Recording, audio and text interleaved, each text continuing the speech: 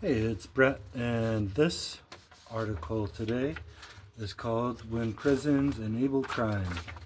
Nathan Goodman from 2016.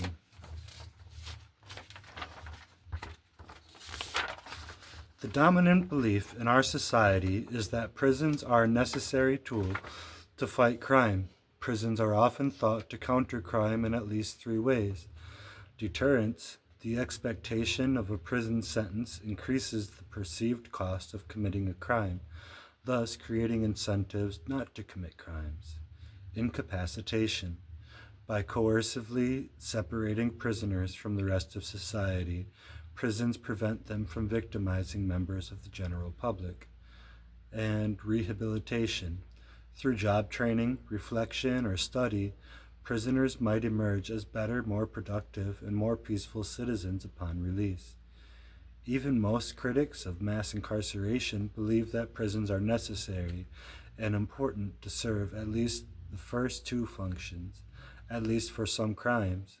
While many people recognize that imprisonment is an unjust response to victimless crimes, such as drug use, they may see incarceration as necessary in order to deter and incapacitate violent criminals. Most people's intuitions about the necessity of incarceration are shaped by the status quo bias and a failure to imagine alternative modes of governance. However, they're also shaped by the means or through coercive predatory means. Oh, um, they're also shaped by an accurate understanding that human beings can achieve their ends through peaceful, cooperative means or through coercive and predatory means. The coercive means are socially destructive, but may offer some people an easier way to achieve their goals. If people are not innately good, but instead are often selfish and opportunistic, then incentives should be put in place to deter proclivities toward predatory and violent behavior that presents an ongoing threat to others, and incapacitating them may be desirable. Prisons may provide both incentives that deter crime and a technology to incapacitate criminals. However, while prisons can serve these functions, they may also enable and promote crime. Those who examine only incarceration's effectiveness at deterring aggression and incapacitating aggressors are examining the benefits, but they should also consider the costs. Not merely the fiscal cost, but the cost in terms of crime created rather than deterred. The cost of enabling people to engage in the same predatory behaviors that we want a legal system to prevent. Predation by guards. Prison guards are given extraordinary power over prisoners. They monitor prisoners, control their access to goods and services, and literally hold them captive, unable to flee them. In a free society, most people have the ability to exit relationships. This ability to leave a situation when it becomes intolerable creates incentives that constrain abuse. A restaurant that continually serves poisoned food to its guests is unlikely to stay in business very long because customers have the ability to take their business elsewhere. Prisoners, by definition, have no ability to exit. This leaves them incredibly vulnerable to predatory behavior by guards. Predation by guards often takes the forms of the most heinous, violent crimes our society recognizes. In particular, prisons leave prisoners vulnerable to rape and sexual assault by guards. In 2011, roughly half of all sexual assaults reported in prison were committed by guards. In a contest between a guard's word and an inmate's, the guard is likely to win. There is a pervasive attitude of disdain and disbelief towards prisoners who report sexual violence. Kay Walter, a prison superintendent, responded to a series of sexual assaults in Washington prisons by saying, "We will never take an inmate's word against staff. They're not in prison because they're honest people." Legislators have attempted to reduce prison rape through reforms such as the Prison Rape Elimination Act. Yet these reforms leave the fundamental power dynamic between guards and prisoners untouched, and so prisoners remain vulnerable to predatory guards. As C4SS Senior Fellow Charles Johnson put it, the first basic obstacle is no matter how ambiguously written and strongly worded the law is, it is always nearly impossible to ever to safely try to get a hack prosecuted from inside your cell. There's just no way. The same overwhelming, full spectrum life and death domination that facilitates the endemic, repeated rape also makes it impossible to defend yourself from them through legal processes. End quote. These barriers exist even for rapes that are clearly recognized as illegal, but one other perverse facet of prisons that enables predation by guards is that actions we would ordinarily recognize as abusive become treated as legitimate policy tools. To some extent, this is inevitable with imprisonment, and if an ordinary individual locked you in a cage and prevented you from leaving, we would ordinarily call them a kidnapper. If a prison guard does it, they're simply enforcing a public policy. Sadly, this special privilege of aggressive actions by prison guards extends not just to kidnapping, but to sexual assault as well. Strip searches and cavity searches in particular have many characteristics that we would ordinarily recognize as rape or sexual assault. As Asada Shakur attests in her autobiography, these searches can involve penetration and non-consensual penetration is the FBI's definition of rape.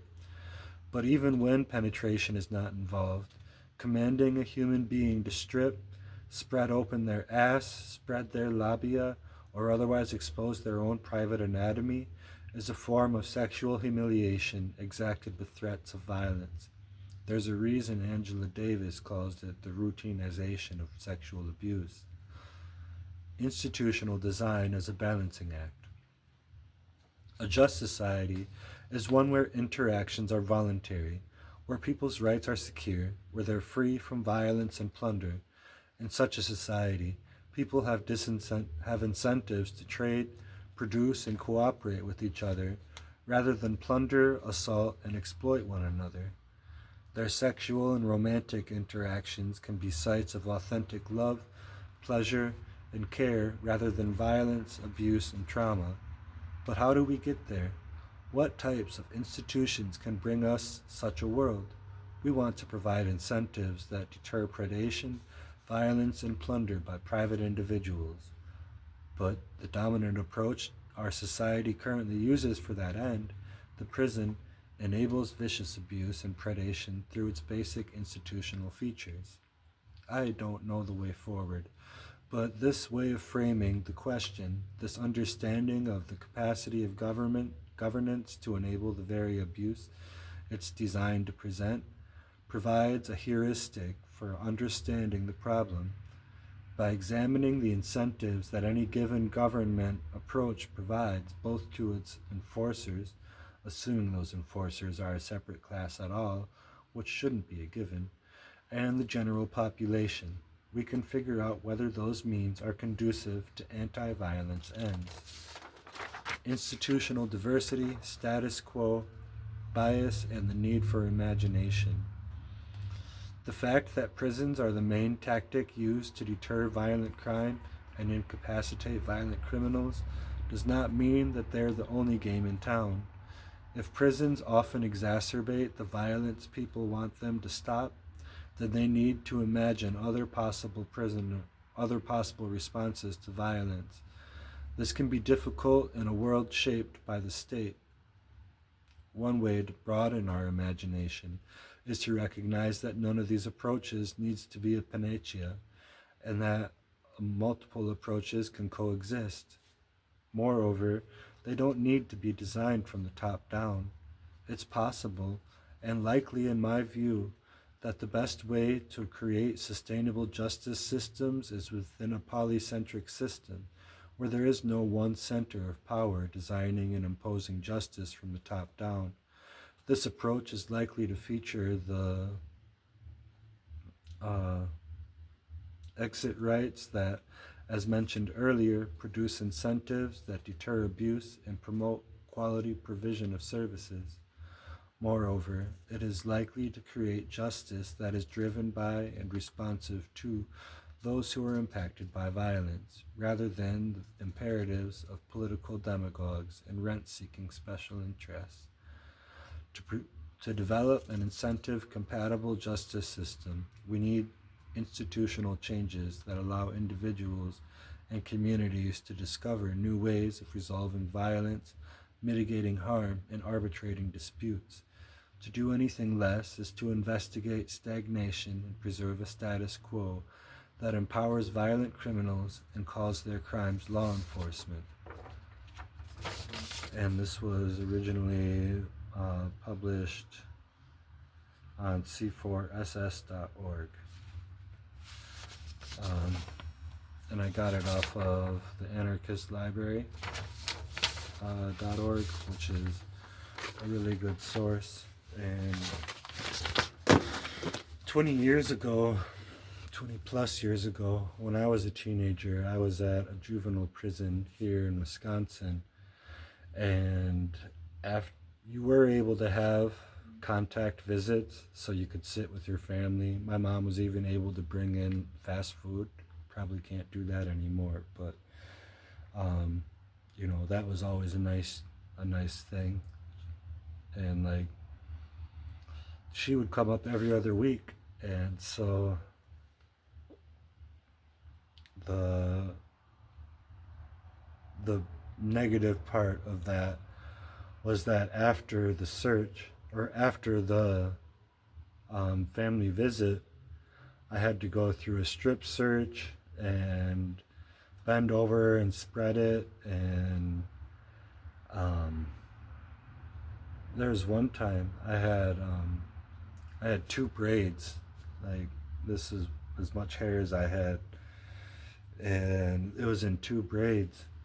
And while I'm naked squatting for this security guard at the prison, or the prison guard, he asked if those are blowjob handles. And I'm like 16 years old, and there's nowhere I can go. I'm in this room locked with this guy that's making sexual jokes to me while I'm in a very vulnerable position. And that's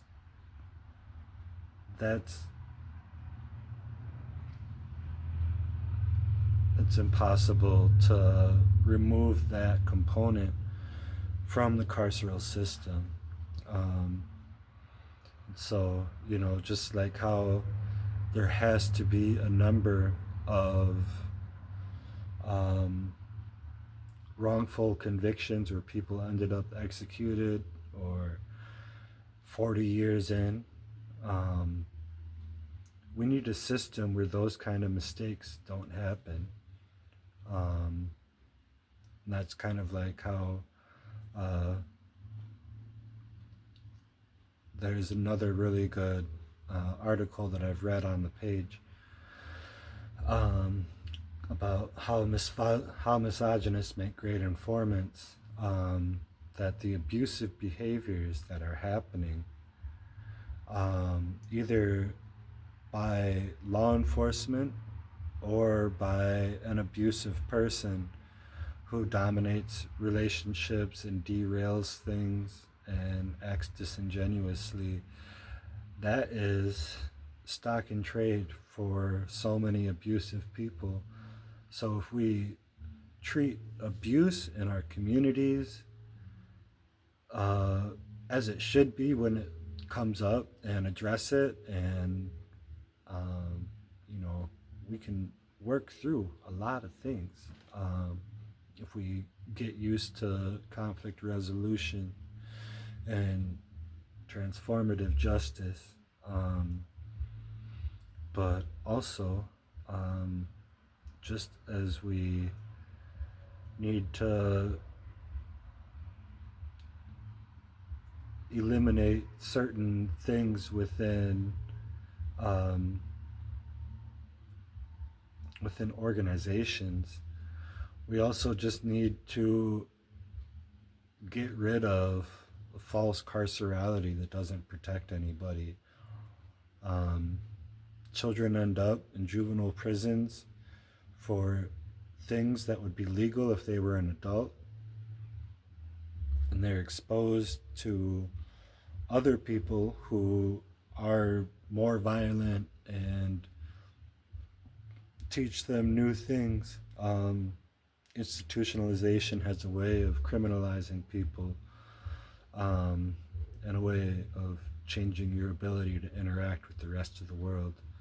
So I'm almost out of battery, or almost out of memory on this video. So if you want to check out other things, this is a shorter video. I usually do longer ones.